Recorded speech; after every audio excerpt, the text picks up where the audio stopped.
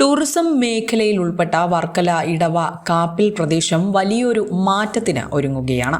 കായിക യുവജനകാര്യ വകുപ്പിന്റെ നേതൃത്വത്തിൽ ഇവിടെ ഒരു സ്റ്റേഡിയം എത്തുന്നത് യുവജനങ്ങൾക്ക് വലിയ ആവേശം പകരുന്നതാണ്. ഇടവയിലെ തോമസ് സെബാസ്റ്റ്യൻ ഇൻഡോർ സ്റ്റേഡിയത്തിന്റെ നിർമ്മാണ പ്രവർത്തനങ്ങൾ ഇപ്പോൾ അവസാന ഘട്ടത്തിലെത്തി നിൽക്കുകയാണ്.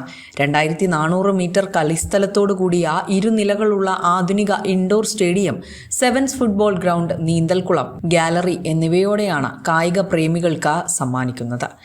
ഇൻഡോർ സ്റ്റേഡിയത്തിൽ volleyball, basketball, handball, shuttle badminton എന്നിവയ്ക്കായുള്ള കോർട്ടുകളടക്കം ഉണ്ട്. 1000 പേർക്ക് ഇരിക്കാവുന്ന ഗാലറി, സ്പോർട്സ് ഓഫീസ്, ഡോർമെട്രി എന്നിവയും ഭാവിയിൽ ഹോസ്റ്റൽ സൗകര്യവും നടപ്പിലാക്കുന്ന വിധത്തിലാണ് ഈ പദ്ധതി രൂപീകരിച്ചിരിക്കുന്നത്. ഈ വർഷം ഡിസംബറോടെ നിർമ്മാണ പ്രവർത്തനങ്ങൾ പൂർത്തിയാകുമെന്നാണ് വിലയിരുത്തപ്പെടുന്നത്. ഇതോടെ വർക്കലയിലെ കായിക സ്വപ്നങ്ങൾക്ക് ഉണർവേകാൻ കഴിയുമെന്ന പ്രതീക്ഷയിലാണ് നാട്ടുകാർ. വിസ്മയ ന്യൂസ്, വർക്കല.